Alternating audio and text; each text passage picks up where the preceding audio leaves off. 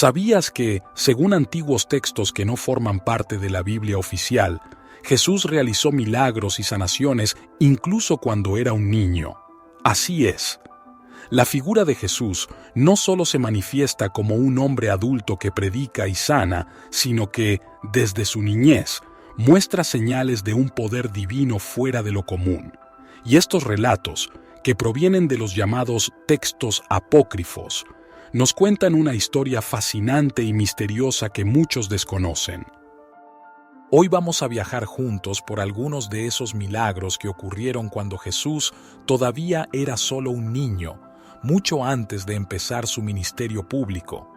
Milagros que, a pesar de no encontrarse en los evangelios canónicos, nos dejan ver el asombroso poder que ya demostraba a tan temprana edad. Los relatos apócrifos nos cuentan historias tan sorprendentes que, al leerlas, podríamos pensar que son parte de un relato fantástico. Pero ¿qué tan reales son? ¿Qué significan estos hechos para nuestra comprensión de quién era Jesús incluso antes de su adultez? Te invito a quedarte con nosotros y descubrir estos milagros asombrosos que parecen sacados de una historia mística. ¡No te lo pierdas! Los evangelios apócrifos son una serie de textos cristianos antiguos que, aunque fueron escritos en los primeros siglos del cristianismo, no fueron incluidos en el Nuevo Testamento.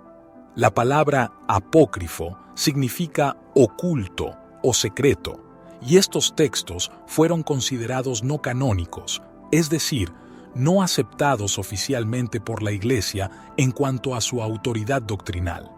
La decisión de excluir estos textos se debe a diversas razones, entre ellas, el contenido que no coincidía con las enseñanzas oficiales o que presentaba historias con un enfoque más mitológico o legendario. Aunque los evangelios apócrifos no son reconocidos oficialmente como parte de la Biblia, ofrecen una perspectiva fascinante sobre las creencias y las historias que circulaban entre las primeras comunidades cristianas. A través de ellos, podemos conocer relatos sobre los milagros y sanaciones de la infancia de Jesús que no encontramos en los evangelios tradicionales. La nube luminosa en el nacimiento de Jesús. El nacimiento de Jesús, tal como lo conocemos en los evangelios canónicos, ya está rodeado de un aura de misterio y divinidad. Pero en los evangelios apócrifos, este momento se presenta aún más asombroso. En uno de estos relatos, el Evangelio de la infancia de Mateo, se nos cuenta que, después de que Jesús nació en la gruta, algo extraordinario ocurrió. Una nube luminosa cubrió la gruta, rodeando la pequeña escena del nacimiento, creando un ambiente de luz pura y divina. Este fenómeno no pasó desapercibido para aquellos que estaban cerca. La comadrona, que había ayudado en el parto, al ver la luminosidad que envolvía el lugar, se sintió maravillada y no pudo más que exclamar: «Ha nacido la salvación para Israel». La luz provenía de un poder divino, y aquellos que presenciaron este milagro lo interpretaron como la confirmación de que el niño nacido en esa gruta no era un niño común, sino el Mesías esperado. En la historia, la nube no solo simboliza la presencia de lo sagrado, sino que también se ve como una manifestación del cielo que acogía al Salvador. A través de este milagro, el nacimiento de Jesús no solo era un evento terrenal, sino una señal de que algo más grande estaba sucediendo.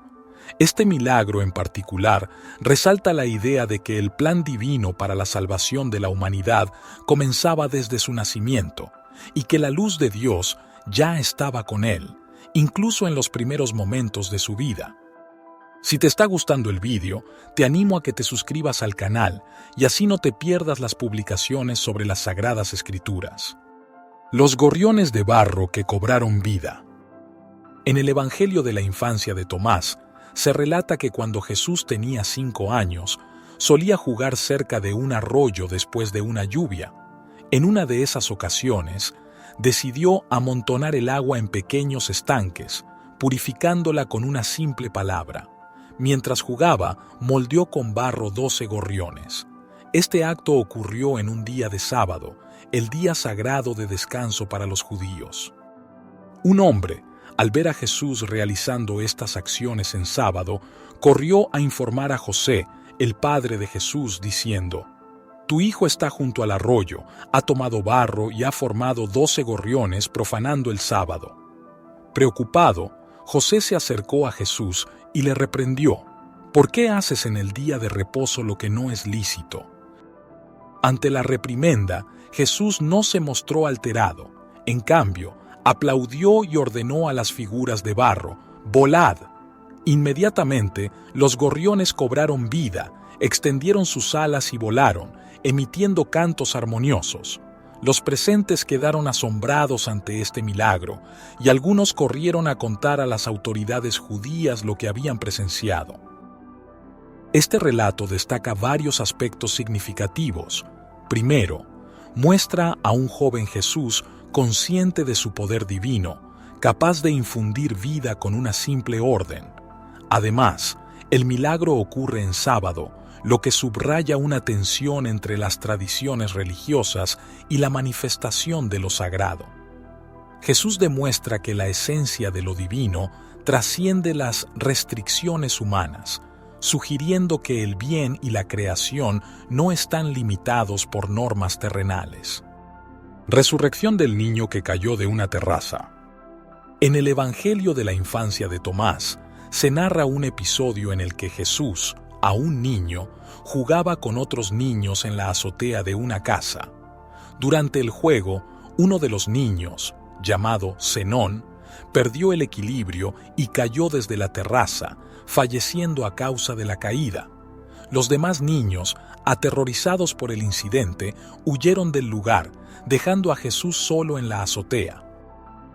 Al llegar los padres de Zenón y encontrar a su hijo sin vida, acusaron a Jesús de haberlo empujado.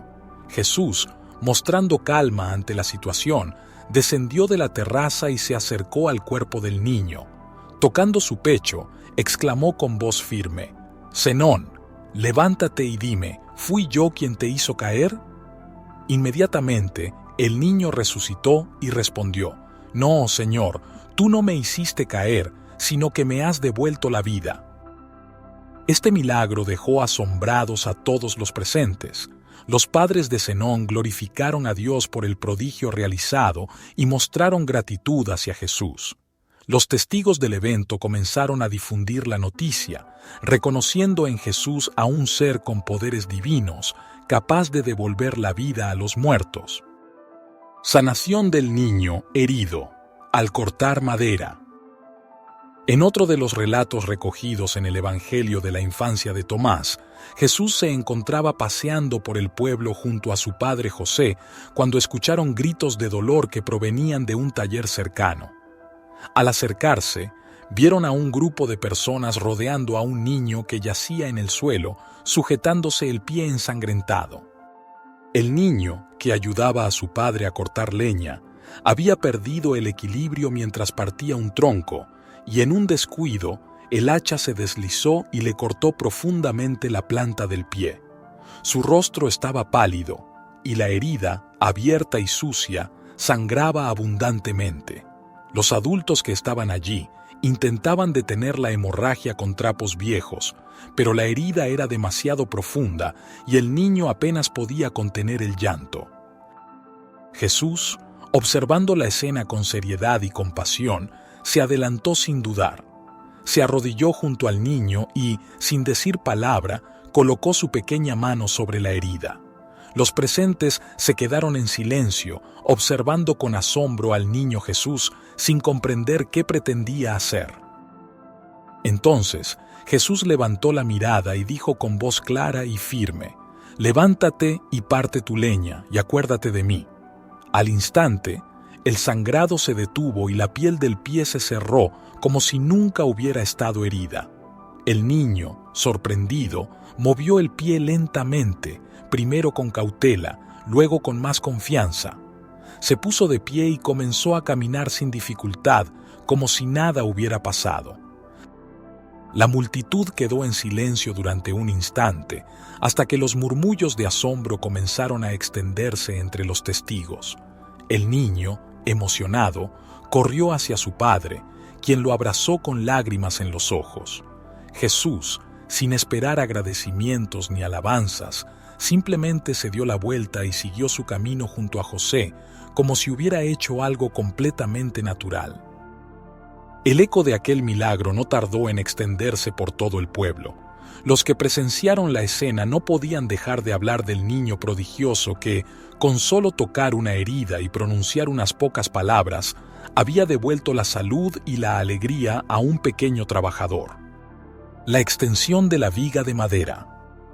También en el Evangelio de la infancia de Tomás, se relata un episodio en el que José, el padre terrenal de Jesús, trabajaba como carpintero en la construcción de una cama para un cliente adinerado.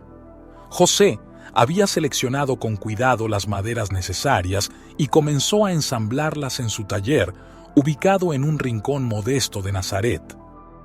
Mientras medía y cortaba las piezas, se percató de un problema. Una de las vigas principales resultaba más corta que la otra, lo que impediría que la cama quedara equilibrada y funcional. La diferencia era notable, y José, frustrado, intentó varias soluciones, pero ninguna parecía adecuada. El encargo debía entregarse pronto, y no había tiempo para conseguir otra pieza de madera de las mismas características. Jesús, que en ese entonces tenía alrededor de 8 años, observaba en silencio desde un rincón del taller. Al notar la preocupación en el rostro de su padre, se acercó y con voz tranquila le dijo: «Padre, coloca las 2 vigas una junto a la otra en el suelo». José, aunque sorprendido por la petición de su hijo, obedeció. Una vez que las vigas estuvieron alineadas, Jesús se situó en un extremo y tomó la viga más corta con sus pequeñas manos. Cerrando los ojos, pronunció unas palabras en voz baja que José no alcanzó a comprender. Entonces, comenzó a estirar la madera suavemente. Para asombro de José, la viga empezó a alargarse hasta igualar la longitud de la otra. No había señales de tensión ni grietas. La madera se adaptaba como si fuera cera moldeable. José, atónito, examinó las vigas una y otra vez, incapaz de encontrar explicación lógica a lo que acababa de presenciar. Con el corazón lleno de asombro y gratitud, abrazó a Jesús y le dijo: «Hijo mío, verdaderamente en ti habita el poder de Dios». Este milagro no solo resolvió el problema práctico que enfrentaba José en su oficio, sino que también reforzó la conciencia de la presencia divina en la vida cotidiana de su familia. La noticia de este prodigio se extendió rápidamente por Nazaret y muchos comenzaron a ver en el joven Jesús a alguien destinado a grandes cosas. La curación de Santiago tras la mordedura de una serpiente. En el Evangelio de la infancia de Tomás, se narra un episodio en el que José, el padre de Jesús, envió a su hijo mayor, Santiago, a recoger leña para el hogar. El joven Santiago, obedeciendo a su padre, se adentró en el bosque cercano, llevando consigo una cuerda para atar los haces de leña. El niño Jesús, con apenas 5 años, decidió acompañar a su hermano en esta tarea cotidiana. Mientras Santiago cortaba ramas secas y las apilaba, Jesús exploraba los alrededores, observando la naturaleza con la curiosidad propia de su edad. De repente, un grito de dolor rompió la tranquilidad del bosque. Santiago había introducido la mano en un hueco entre las rocas para sacar una rama, sin darse cuenta de que allí se ocultaba una víbora. El reptil, sintiéndose amenazado, mordió la mano de Santiago, inyectando su veneno. El joven cayó al suelo, sujetándose la mano hinchada, mientras el dolor se intensificaba y el veneno comenzaba a hacer efecto, debilitándolo rápidamente. Jesús, al ver a su hermano en tal estado, corrió hacia él. Sin mostrar miedo, se arrodilló junto a Santiago, tomó su mano herida y sopló suavemente sobre la mordedura. Al instante, el dolor cesó, la hinchazón desapareció y la herida se cerró, como si nunca hubiera existido. La víbora, por su parte, yacía muerta a pocos pasos de ellos. Santiago, sorprendido y agradecido, se incorporó y abrazó a su hermano menor. Con una sonrisa, Jesús le dijo: «No temas, hermano, estás sano y salvo». Juntos, recogieron la leña y regresaron a casa. Al llegar, José y María notaron la expresión de alivio en el rostro de Santiago y la serenidad en los ojos de Jesús. Al escuchar lo sucedido, José abrazó a sus hijos y agradeció a Dios por su protección y por el don especial que residía en Jesús. Este milagro, aunque no forma parte de los evangelios canónicos, es uno de los relatos apócrifos que intentan llenar los vacíos sobre la infancia de Jesús, mostrando destellos de su naturaleza divina desde temprana edad. Estos milagros, relatados en los antiguos evangelios apócrifos, nos muestran una faceta poco conocida de Jesús, no como el maestro y sanador adulto que predicaba en las sinagogas y caminos de Galilea, sino como un niño con un poder divino, capaz de transformar su entorno con un simple toque o una palabra. Más allá de las interpretaciones teológicas, estos relatos reflejan la profunda fascinación que las primeras comunidades cristianas sentían por la figura de Jesús. Querían entender cómo un niño podía poseer tal sabiduría y poder, y cómo su divinidad se manifestaba incluso antes de su ministerio público. No es casualidad que estas historias, aunque no fueran aceptadas en el canon bíblico, hayan perdurado durante siglos, alimentando la tradición y la fe popular. La pregunta que queda en el aire es: ¿fueron estos milagros manifestaciones reales o simplemente relatos simbólicos creados para resaltar su naturaleza divina desde la infancia? Cada persona puede interpretar estos textos a su manera, pero lo innegable es el impacto que han tenido en la percepción de Jesús como un ser extraordinario desde su niñez.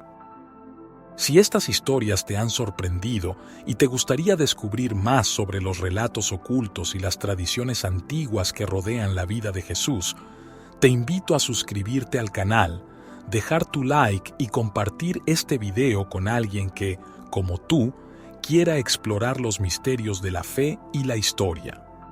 Y ahora dime, ¿cuál de estos milagros te impactó más? Me encantaría leer tu opinión en los comentarios. Si te gustó la historia de hoy, te agradezco un like y que te suscribas al canal para recibir las notificaciones de los nuevos vídeos que se publiquen. ¡Bendiciones!